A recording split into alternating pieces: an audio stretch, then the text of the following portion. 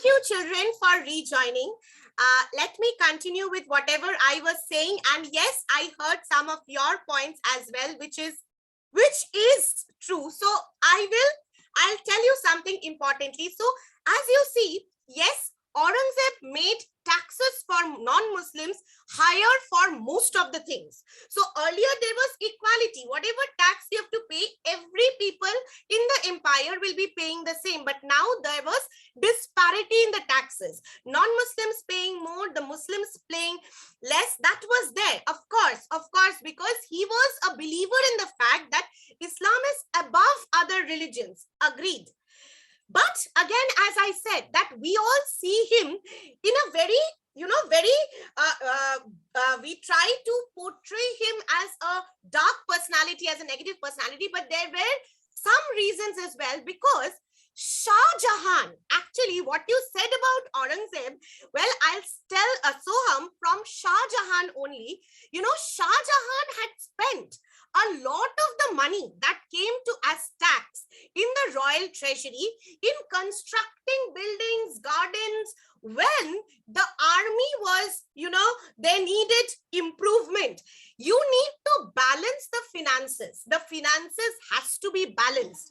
You cannot spend on any one thing completely while other things are neglected. You will see that, this is very, very important, that when the royal treasury, when we are paying tax, we want roads to be good, we want their lighting, we want water supply, everything has to be there, right? Then again, our country's army has to be strong. So lot of important things must be taken care of.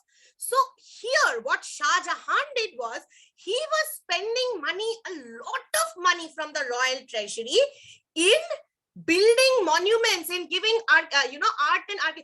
While actually, even during Shah Jahan's time, the common people were facing problems. The army was not getting upgraded, weaponry and all these things. Aurangzeb, I went to Aurangabad, which is again named this. So you will find Aurangzeb's tomb and everything there. So if you go there, the people of that place only, they said that we all see Aurangzeb to be bad, but there is a good side of him as well. One thing that was good of him was, he himself never used a single penny from the royal treasury for his and his family's expenditure. He spent the royal money in army, in battles, true, too much in battles. Rather, he should have focused on agriculture, on the welfare of the peasants and farmers. Yes, ma'am, that's what I meant. That area was not given so much of importance by him, but he spent the money on, his father had almost ruined the royal treasury for his pleasure in building things, building gardens while people were suffering.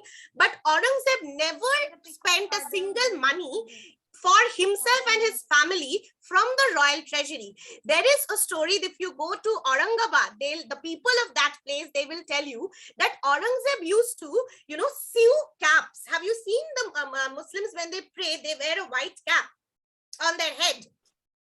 Yes, ma'am. If you have seen that, so that cap needs to be sewed. So Aurangzeb used to sew that cap, and he used to sell that. And with that money, he used to fulfill his and his family's needs. Just the basic needs of his and his family.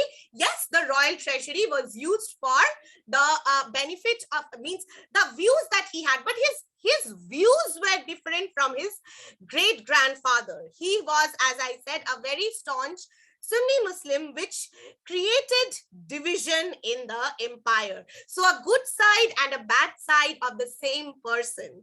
We always say that, never say that one person is completely, there is always a mixture. There is always a mixture. Anyway, one more important thing that you need to know from Aurangzeb's time is the changes in relation with the Europeans and the Sikh. The Sikh people, Guru Tegh Bahadur, who was the 9th Sikh Guru. There are 10 Sikh Gurus, okay, which starts with Guru Nanak, who was the first Guru, and after that it kept on passing. So the 9th Sikh Guru was Guru Tegh Bahadur. He was beheaded. on orders, because Aurangzeb was not tolerant towards other religions. So the conflict was continuing between the Mughals and the Sikhs. So he ordered the beheading, cutting of the head of the 9th Sikh Guru, Guru Tegh Bahadur. This angered the Sikhs quite a lot. Guru Tegh Bahadur's son, who was Guru Gobind. So Guru Gobind, what he did was, he started the custom, a new custom among the Sikhs, which makes them great fighters. He started the custom of a disciplined brotherhood, that we are, one community, we are like brothers, and means the brotherhood and the unity of the Sikh was brought about by this custom of Khalsa. So Khalsa, those, you will find a Sikh who all wear pagris.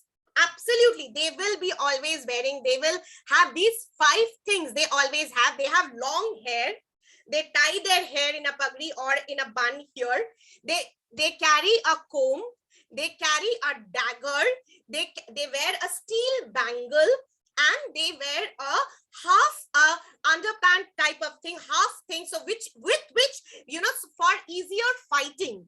So they turned out to be great warriors. So he actually did this. What he did was, he created a group of great warriors to protect the Sikh community. And after Guru Gobind declared that all the teachings of the Gurus will from now be contained in a book. Okay, and that book is named as the Guru Granth Sahib. From there will be no more new Gurus, but the book will be the teacher of this religion, the guide of this religion. The Khalsa have been an extremely brave clan, and you will find people from the Sikh community to be till now. If you see the Indian army, the Sikh, they have their regiment is a fearless regiment of the Indian army. Yes, ma'am. They don't fear about the life. Very brave, and they are The Sikh regiment actually said that from every household, at least one child, at least one child is sent to the army to maintain this tradition that yes, we are a fighter and we will protect our country. Here in this case started to protect the community. And as I was said, that now the Guru Granth they carried daggers in the Indian army. They carry the dagger to show that they are the protectors. They are the fight, they are going to protect their community. So that was there. Okay, so you will find the Khalsa tradition starting from this time. And this group now completely and strongly went against the Mughals, and they started their own war of independence.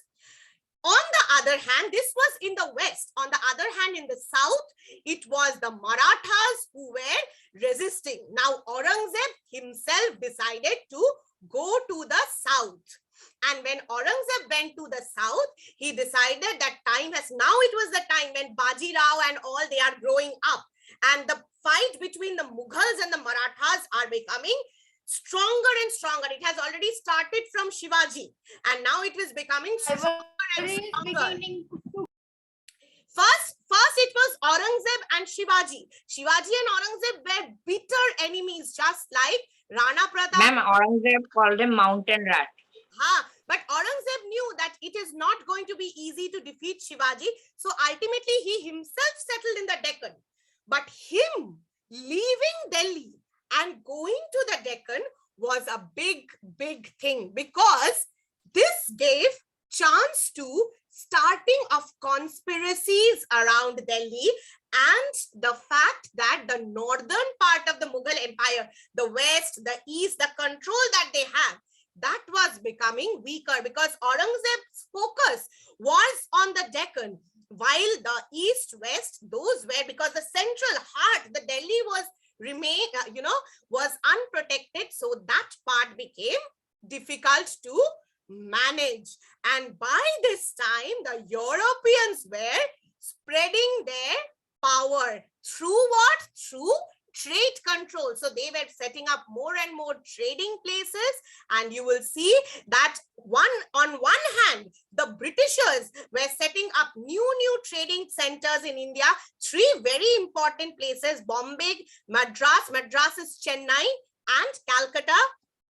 All 3 ports, very important ports, while the French occupied Chandanagar and the Pondicherry port. Chandanagar, Pondicherry were occupied by the French.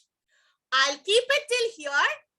Last day, I'll discuss with you reasons for the decline, and you all solve the question answers. So wherever you are finding it difficult, we will keep it for next Friday. Is that clear? Ma'am, Yes. it's really funny. Means Aurangzeb versus Shivaji is really funny. Means what Aurangzeb called Shivaji is really funny.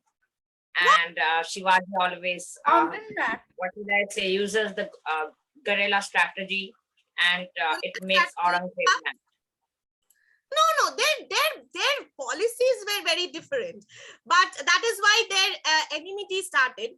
Yes, as I said, that Aurangzeb, to some extent, the policies he started actually was like the small fires which became big in future and led to the decline of this empire and the breaking up of India and onto the hands of the His Europe. policies were, some of his policies were really bad, which angered a lot of people, Yes, which yes. added more Beliefs were not something that was shared by all. Okay, fuel so to no the fire. class on Monday, repeating. Friday, I'm going to meet you all. I have a question. Yes, Aryaman, quickly, I have a class and you people also have a class. Ma'am, are the Mughals still around? Like after the Their descendants, that you have to find out. they must be quite Last famous. ruler and but then family wise, somebody's son, somebody's this keeps on happening from royal family. Okay,